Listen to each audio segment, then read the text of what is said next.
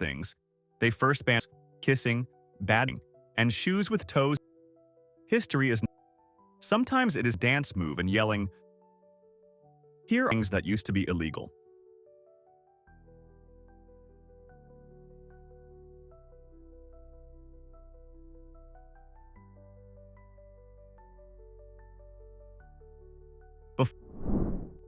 Century England, a man was not seen as practical. Delicate little scandal with a handles were considered foreign. Suspect feminine for a proper English masculinity meant standing at became soup.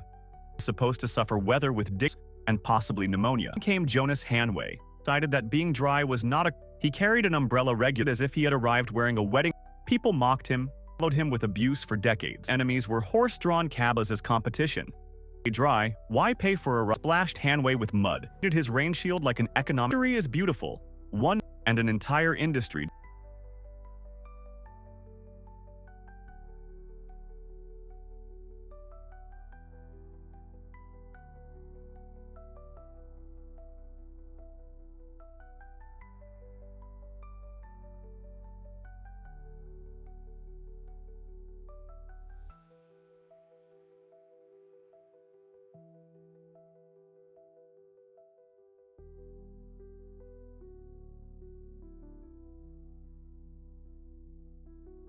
One. In 8, chess is treated as the intellect. Serious children staring silently at wooden horse. Different periods and places. Chess was condemned because it looked a little too dangerous. Some religious scholars argue even when nobody put money. Competitive obsession itself felt. Others disliked the shaped piece. Drift toward forbidden images. Or the most common complaint was much simpler time like a tiny medieval player could sit down for one match. Everything. Prayers. Ignore checkmate. That real life. In other words, an addictive threat to religious focus because it had explosions scanned because moving a little rook off schedule.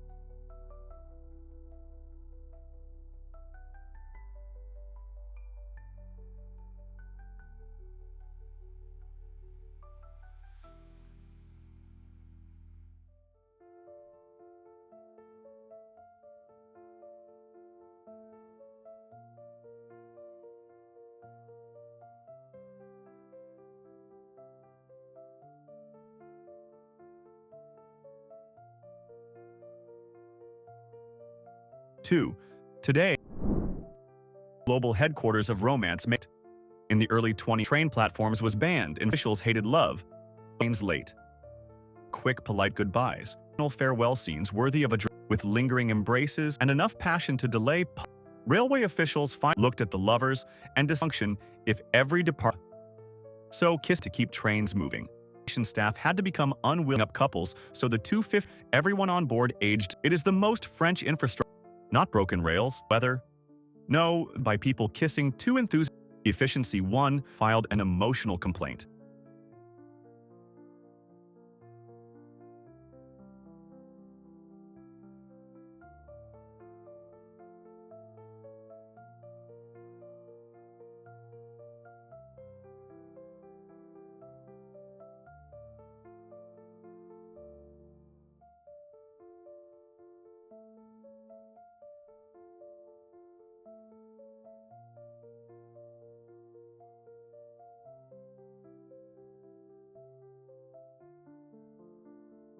Three. Works today are what we weddings, sports victories, desire to make the sky go bang. But in medieval China, world, playing with fire of sparkle, it could be gunpowder inventions in history stood very early that it was not the explosions. It could frighten enemy and change battles. A tight grip on production, fireworks, official ceremonies approved the thunder. Were not supposed to keep their own. To official, powder was not fun. Rebel with chemistry. Of building suspicious military and then acting offended questions.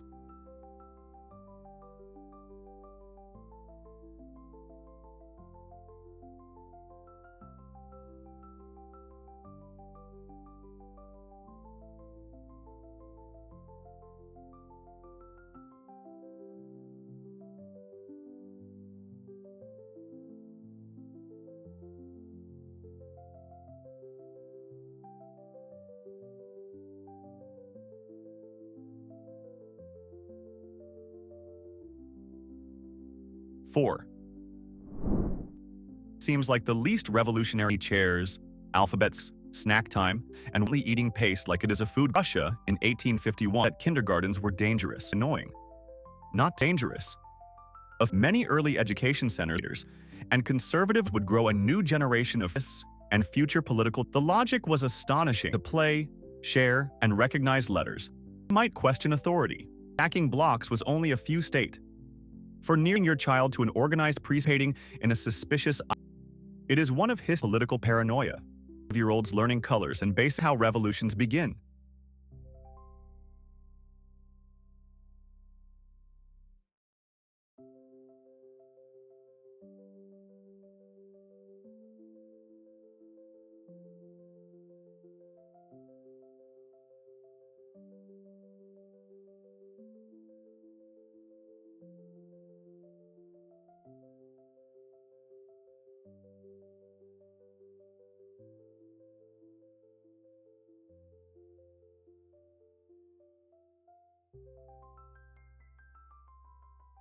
Five. Feels like a basic human service before noon, but it briefly became illegal. Arrived, people fell in love, of course they did. Sociable and capable of talking exactly where authorities began to pan. Fee houses were not just places, they became gathered religion, politics, and whatever else happens founded by other humans. The governor of Mecca, raffinated conversations were two houses along with the drink itself. Supplies were burned. The city got a brief lesson in sitting together and talking, and did not last long. Officials were not. They were terrified having opinions at the same table.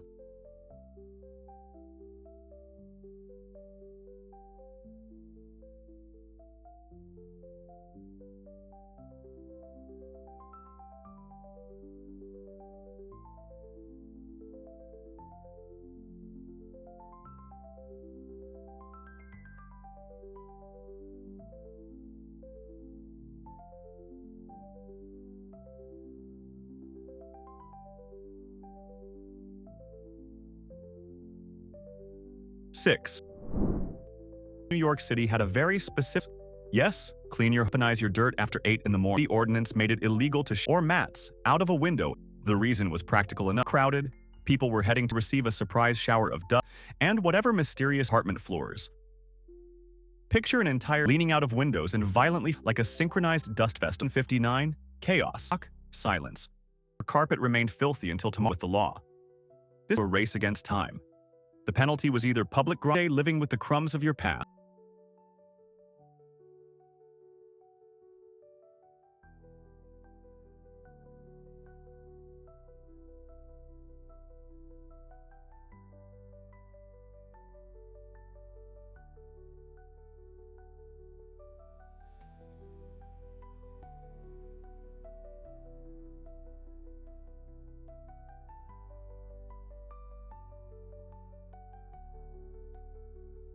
Seven. Century Britain pretending legally awkward, which is only history can produce. 1824 was fortune tellers, anyone using subtle craft to that made sense in an seances, and they could contact dead relative fee. It was so broad, spirit or super fall under the law. Aiming at professional scammers, bring nonsense at grieving fans created a legal gray area, a person in a sheet saying been the true target, but the Britain managed to place fake spirits and children legal umbrella.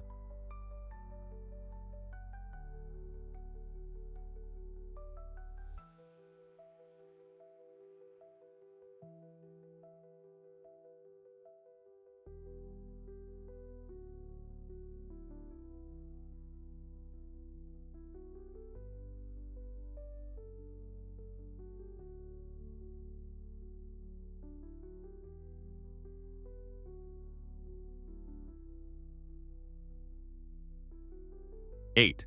In 19 foolish, but 14th century shoes became a government problem. Krakow, also known as with a long pointed toe that's impractical display of wealth. The longer the point, because apparently nothing says like footwear that enters a room. Some points reached ridiculous harder and dignity near. The church condemned the style, called it vain and absurd, probably wondered why adult men wear beaks. 63. King limiting shoe points to 2 inches. Had wars, taxes, and political problems, yet toes had gone too far. or on scandalous footwear. Civilization must be protected from ruse.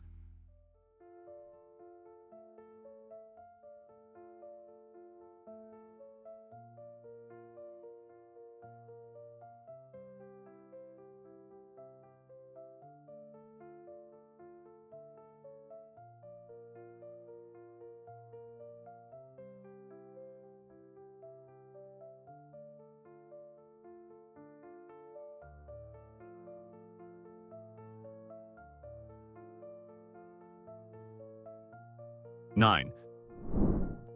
Cromwell's England was not exactly. After the leaders tried to crush anything immoral, Catholic, justly fun. Christmas itself. Parliament banned Christmas celebration, no cheerful gatherings, and, most offensively, mince pies.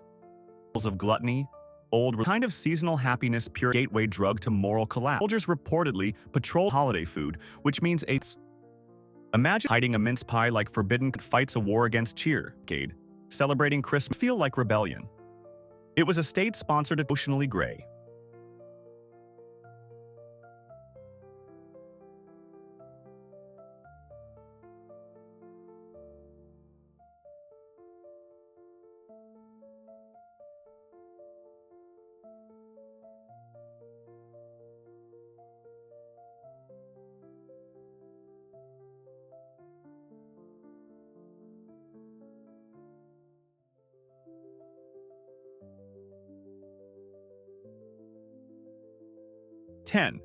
Olive.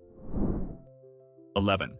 Sparta is remembered for warriors, discipline, brutal training, and people who spoke so sharply that even their sentences sounded like military equipment. Their entire culture praised toughness, obedience, and usefulness. If something did not make you stronger, braver, or better at fighting, the Spartans had very little patience for it. That attitude reached even into poetry. While other Greek city-states enjoyed epic verse, lyrical beauty, philosophical drama, and emotional expression, Sparta viewed ornate poetry and rhyming as soft, indulgent, and unnecessary. They preferred simple marching songs, battle hymns, and patriotic chants designed to keep soldiers moving in rhythm and thinking about victory instead of feelings. Artistic flair was not admired, it was a distraction. A clever rhyme was not charming. It was suspiciously decorative. In most places, poetry tries to move the soul. In Sparta, the soul was apparently told to stop moving and hold formation. Their approved art form was basically a military playlist with sandals. 12. In many medieval European towns, being outside after dark was enough to make you look guilty. Once the sun set, city gates were locked, curfews were enforced, and the local watch began treating nighttime walkers as suspicious characters. If you were found wandering the streets, you could be labeled a night walker and arrested. The logic was simple and deeply medieval. Honest people were at home, behind doors, near a fire, not strolling through darkness like they had secrets. Night belonged to thieves, drunks, prostitutes, gamblers, and anyone whose behavior made respectable citizens clutch their keys harder. So even a peaceful walk could become a legal problem. There was no casual nightlife, no midnight snack run. No, I just need some air. The street itself changed after sunset. By day it was a marketplace. By night it was a moral accusation made of cobblestones. In that world, your freedom ended when the lamps failed, and your legs could become suspicious evidence. 13. Western Australia once created one of the funniest images in modern law: potato police. Under the Potato Marketing Corporation Act of 1946, possessing more than 50 kilograms of potatoes without authorization could get you in trouble. This was not some ancient famine rule from a starving kingdom. This was 20th century market control turning a common vegetable into regulated cargo. The government body in charge of potatoes could inspect vehicles suspected of carrying illegal quantities, which means somewhere, at least in theory, a person could be stopped on the road because officials believed the trunk contained contraband spuds. Not weapons, not stolen gold, potatoes. The law existed to protect a controlled agricultural market, but the result sounds like a comedy about black market baking. Imagine whispering in a dark alley, "You got the goods?" and a man opens a sack of perfectly illegal russets. It proves bureaucracy can make anything dramatic, even dinner ingredients covered in dirt. 14. Forgetting your wife's birthday is already dangerous in most marriages. The punishment may include silence, a frozen smile, and the terrifying phrase, "Don't worry about it," which means you should absolutely worry. But in Samoa, this domestic mistake has reportedly been treated as a legal offense. A husband who forgets his wife's birthday can face a complaint, a warning, questioning, and even a fine if she chooses to report him. Whether you find that romantic, terrifying, or both, it is a bold attempt to legislate thoughtfulness. Suddenly, buying flowers is not just nice, it is risk management. A calendar reminder becomes a legal defense strategy. You can imagine the courtroom drama. The accused husband claims his phone reminder failed. The wife presents years of emotional evidence, and the nation waits for justice. Most laws try to prevent theft, violence, or fraud. This one seems to say, "Gentlemen, memory is now part of public order." 15. During the German occupation of Paris in World War II, even crossword puzzles were treated as dangerous. On the surface, banning crosswords sounds absurdly petty, like an occupying force had already taken freedom and decided the next enemy was morning entertainment. But German authorities had a paranoid reason. They feared puzzles could be used by the French resistance to send coded messages. A clue might hide instructions. A sequence of answers might reveal a name or meeting place. A pattern of letters could carry information for someone who knew how to read it. This was not completely imaginary either, because wartime intelligence did use puzzle-minded people, and British code-breaking famously relied on sharp brains capable of seeing patterns. So the innocent crossword, usually enjoyed with coffee and mild frustration, became a potential tool of espionage. Every blank square turned suspicious. Every clue could be a secret whisper. It was a time when even 4 letters starts with B might make an officer nervous. 16.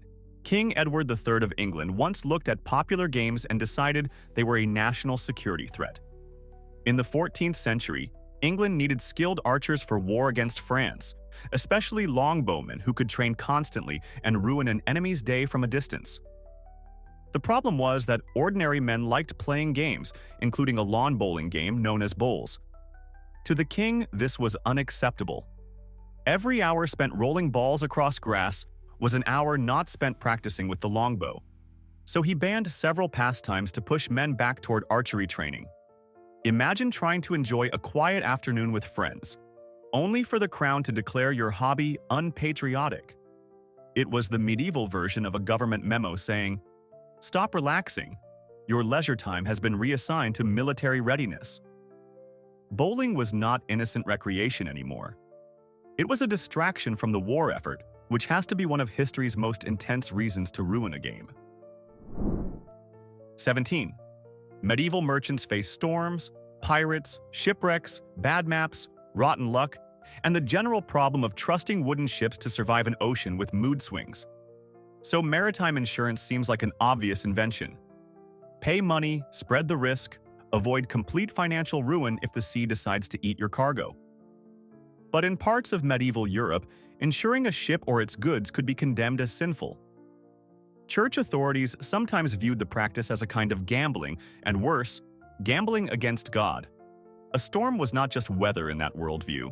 It could be interpreted as divine will. So buying insurance looked like betting that God might destroy your ship, then arranging a payout if it happened. Merchants saw practical risk management. Theologians saw spiritual arrogance with paperwork. Instead of signing a policy, you were expected to pray, trust providence, and hope pirates respected religious consistency. Commerce wanted math. Doctrine wanted obedience. The sea, meanwhile, did not care. 18. Today, charging interest is so normal that banks, credit cards, mortgages, and much of the global economy would collapse into dust without it. But in medieval Christian Europe, usury, meaning lending money at interest, was treated as a serious sin. The Catholic Church argued that loans should be acts of charity, not opportunities to profit from someone else's hardship. Theologians also made a wonderfully strange argument that charging interest was like selling time, and time belonged to God. Therefore, a lender making money while the borrower waited was spiritually trespassing on divine property. This created a massive practical problem because trade needed credit. Merchants needed capital. Cities needed finance. Life needed money to move. Since Christian rules condemned the practice, lending often shifted into complicated legal loopholes or into communities not bound by the same religious restrictions. Medieval Europe needed finance but distrusted the people who provided it. Making money from money was not just controversial. It looked like a sin with a ledger. 19. Pinball now feels like harmless retro fun, the kind of game you find in arcades, bars, and the basements of people who say they don't make machines like this anymore. But in New York City from the 1940s until 1976, pinball was treated like a mechanical criminal. Mayor Fiorello LaGuardia hated it with a level of passion usually reserved for actual disasters. He believed pinball machines were gambling devices controlled by organized crime, designed to steal lunch money from children and corrupt the city's youth one shiny ball at a time. Police raided locations, confiscated machines, and LaGuardia famously smashed them with a sledgehammer for photographers, turning public policy into action theater. For decades, pinball was driven underground. The ban ended only after Roger Sharp proved before city officials that pinball required skill. He called a specific shot, made it, and shattered the moral panic with one flick. A tiny silver ball helped defeat decades of municipal hysteria. 20. In 19th century Pennsylvania, a hot bath was apparently not private enough to protect you from the law. One old municipal rule supposedly made it illegal to sing in the bathtub. Not because lawmakers were defending the public from terrible voices, although that would be brutally understandable, but because the sound might startle horses outside. Pause on that logic. A person relaxes in a tub, begins singing. The melody escapes the house, a horse hears it, panics, and chaos unfolds in the street. Whoever imagined this chain of events had either deep concern for urban safety or personal trauma involving both music and livestock. It also raises amazing enforcement questions. Did constables press their ears to doors, listening for wet opera? Were citizens allowed to hum quietly, or was that also a threat to transportation? In this world, soap, steam, and one enthusiastic chorus could turn a peaceful bath into a public menace. Bath time was relaxing only if you kept your mouth shut. 21. Some strange laws are funny because they target umbrellas, soup, or potatoes. This one is darker because it shows how terrified dictatorships can be of imagination. In both Nazi Germany and the Soviet Union, abstract art was effectively treated as illegal or dangerous because it refused to serve simple state propaganda. The Nazis labeled modern art degenerate, claiming it corrupted the national spirit and came from enemies they wanted to demonize. The Soviet state condemned abstract work as bourgeois formalism, meaning it was too individual, too experimental, and not useful enough for glorifying workers, factories, party heroes, and the approved future. Artists were harassed, censored, exiled, arrested, or silenced. Their paintings could be confiscated, hidden, mocked in exhibitions, or destroyed. The crime was not that the art was ugly or confusing. The crime was that it could mean something the state did not authorize. Totalitarian regimes want clear messages, obedient symbols, and heroic poses. Abstract art answers, maybe, and dictators absolutely hate maybe. 22.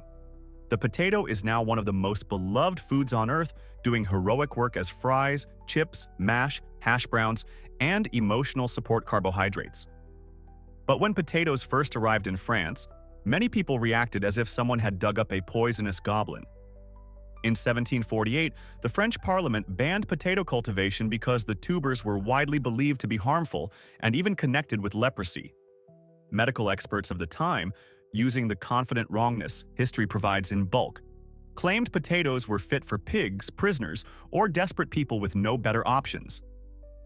Then Antoine-Augustin Parmentier, an army pharmacist, helped rescue the potato's reputation with brilliant public relations. He planted potato fields and had them guarded during the day, making the crop look precious. At night, the guards conveniently disappeared, and locals stole the forbidden treasure. The trick worked because humans are simple creatures. Tell us something is guarded and elite, and suddenly we want it with butter. 23. New Jersey has many local quirks, but one city reportedly reached a magnificent level of civic ambition by making it illegal to slurp soup in public. Not steal soup, not throw soup, slurp soup. A local ordinance targeted the sound of people eating like they were trying to inhale dinner through a broken pipe. You can almost admire the priorities. Roads may have problems, taxes may be annoying, and crime may exist, but first, society must confront the wet thunder of tomato soup being consumed without dignity. The law transforms every diner into a potential surveillance zone. An undercover officer sits nearby, pretending to read a menu, waiting for the unmistakable noise of noodle-related misconduct. Of course, it was probably not enforced with dramatic arrests, but the fact that lawmakers even bothered is the true treasure. Somewhere, adults gathered in an official capacity and decided that bad table manners required legal attention. Humanity is strange, and sometimes it writes ordinances with a napkin tucked into its collar. 24. In the Roman Empire, asking the wrong question about the future could kill you. Astrology and fortune-telling were common, but one subject was absolutely radioactive: the emperor's health and lifespan. If you consulted an astrologer to ask when the emperor might die, that could be treated as treason. Roman officials did not have much patience for innocent curiosity. Their logic was simple and terrifying. If you want to know when the emperor dies, maybe you are planning to help the process along. Paranoid emperors use this suspicion to destroy rivals, enemies, and anyone who made them uncomfortable. A private question could be twisted into a conspiracy. A horoscope could become evidence. A nervous visit to a fortune teller could end with arrest, torture, confiscation of property, and a public execution designed to educate everyone else. Rome loved omens, prophecies, and signs from the heavens, but apparently the heavens were not allowed to discuss the boss's expiration date. 25. Before telephones, telegraphs, radio, and the internet, carrier pigeons were the fastest messaging system available to many people. They were feathered data packets with excellent navigation and no customer support line. In medieval England, pigeons had real strategic value because they could carry messages over long distances faster than most riders. That made them useful for military intelligence, business information, political coordination, and emergency communication. Naturally, the ruling class did not want everyone enjoying that power. In many cases, only nobles were permitted to keep and raise carrier pigeons. For a commoner, owning such birds could look deeply suspicious. This was not just about animal ownership. It was about controlling information. A peasant with a pigeon was not adorable. He was potentially a spy with wings. The law helped preserve an information monopoly for the elite, giving them faster communication while ordinary people remained stuck with slower, weaker options. Imagine being told the medieval internet is for aristocrats only, and your account has been denied because you plow fields. 26. Peter the Great of Russia wanted to modernize his country and drag it toward Western European customs, but one of his most famous reforms began with a very personal target: beards. In 1698, after traveling through Europe, Peter decided that long traditional Russian beards symbolized old-fashioned backwardness. So he introduced a beard tax. If a man wanted to keep his majestic facial forest, he had to pay the state for the privilege. After paying, he received a token proving that his beard was legal. This was basically a license for your own chin. If officials caught a man with an untaxed beard, they could shave him by force in public, turning grooming into humiliation theater. Imagine walking through town, proud of your beard, only to be stopped like a smuggler because your face lacked proper paperwork. Peter was not merely changing fashion. He was using razors and taxes to attack tradition. Modernization arrived not as a gentle policy memo, but as a government-approved shave. 27. In the Soviet Union, the state tried to control not only politics, newspapers, and public speech, but also what people listened to for fun. Western music was treated with suspicion for decades. Jazz, rock and roll, and later bands like the Beatles and the Rolling Stones were condemned as bourgeois, capitalist, or morally corrupting influences. A record was not just music, it was ideological contraband with a catchy chorus. But banning music is one of history's most hopeless missions because young people will cross oceans of stupidity to hear a forbidden song. Underground fans copied Western tracks onto discarded X-ray film, creating the famous music on the bones. These ghostly records carried jazz riffs and rock songs across the black market like musical smuggler's goods. Getting caught could bring public shame, trouble at school, loss of work, or worse, depending on the moment. The regime saw danger in a guitar riff. Teenagers heard freedom, rhythm, and something far more exciting than official marching songs. 28. Modern medicine depends on knowing what the human body actually looks like inside, which seems obvious until you remember how long people were forbidden from looking properly. In ancient Rome and much of medieval Europe, human dissection was restricted or banned because cutting into a corpse was seen as desecration, morally disturbing, or religiously unacceptable. That left doctors trying to understand human anatomy through old texts, tradition, guesswork, and animal dissections. Pigs, monkeys, and other animals became stand-ins for human beings, which is useful only until you discover that nature did not build everything with identical plumbing. For centuries, medical knowledge was filled with confident mistakes because the best evidence was locked behind taboo.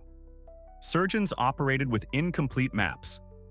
Teachers repeated ancient errors. Patients experienced the consequences. The rise of modern anatomy required people to challenge law, religion, and public disgust. In a darkly funny way, medicine advanced because some people finally said, maybe we should actually check what is inside humans before cutting into them. 29. If you have ever been told you cannot carry a tune, be grateful you did not live under one legendary North Carolina local rule. An old town law reportedly made it illegal to sing out of tune. Not merely during concerts, not just in public performances. Singing badly in general could be treated as a legal problem, at least in the strange universe this ordinance suggests. The enforcement possibilities are priceless. Did police patrol streets with tuning forks? Did neighbors file complaints after hearing a tragic porch performance? Did a judge ask the defendant to repeat the chorus for evidence while the courtroom suffered in silence? Imagine the charge, assault with a flat note. It is both hilarious and horrifying because almost everyone is guilty at some point. Most societies deal with bad singing through facial expressions, polite lies, or quietly leaving the room. This town allegedly dreamed bigger. It imagined a world where musical mediocrity was not just embarrassing, it was potentially punishable. 30. In the Aztec Empire, clothing color could carry serious political and religious meaning, and yellow was reportedly reserved for the emperor. This was not a casual fashion preference, like, please avoid wearing the boss's favorite shade. Yellow was associated with the sun, divine power, and the sacred authority of the ruler. So if an ordinary person wore it, the problem was not that the outfit clashed. The problem was that it could look like an attempt to claim status that belonged to the emperor alone. In a society where symbols mattered intensely, color was part of the structure of power. Wearing the wrong shade could be interpreted as arrogance, blasphemy, or even treason. Today, a bad fashion choice might get you mocked in a group chat. In that world, it could put your life at risk. It is one of history's most extreme dress codes, not no sandals in the dining room, but choose the wrong color, and you may be challenging heaven and the state. 31. Cheating on an exam usually brings predictable punishments. A failing grade, a furious teacher, a meeting with parents, and the long emotional funeral of your academic reputation. But in Bangladesh, the stakes can be much higher. Under national laws aimed at protecting final exams, students aged 15 or older caught cheating can face prison. During exam season, authorities have taken cheating scandals seriously, with reports of students, parents, and organized helpers being arrested for smuggling answers, leaking questions, or assisting fraud. The government treats exam integrity not as a classroom issue, but as a national matter. That changes the entire atmosphere. Suddenly, hiding notes in your sleeve is not a sneaky school trick. It is a criminal risk. The exam hall becomes less like a classroom and more like a high-pressure security zone with pens. Everyone is stressed during finals, but this adds a special flavor of terror. One bad decision and your report card may come with legal paperwork. 32. The waltz now seems elegant, traditional, and harmless enough to appear in period dramas where everyone has excellent posture and emotional repression.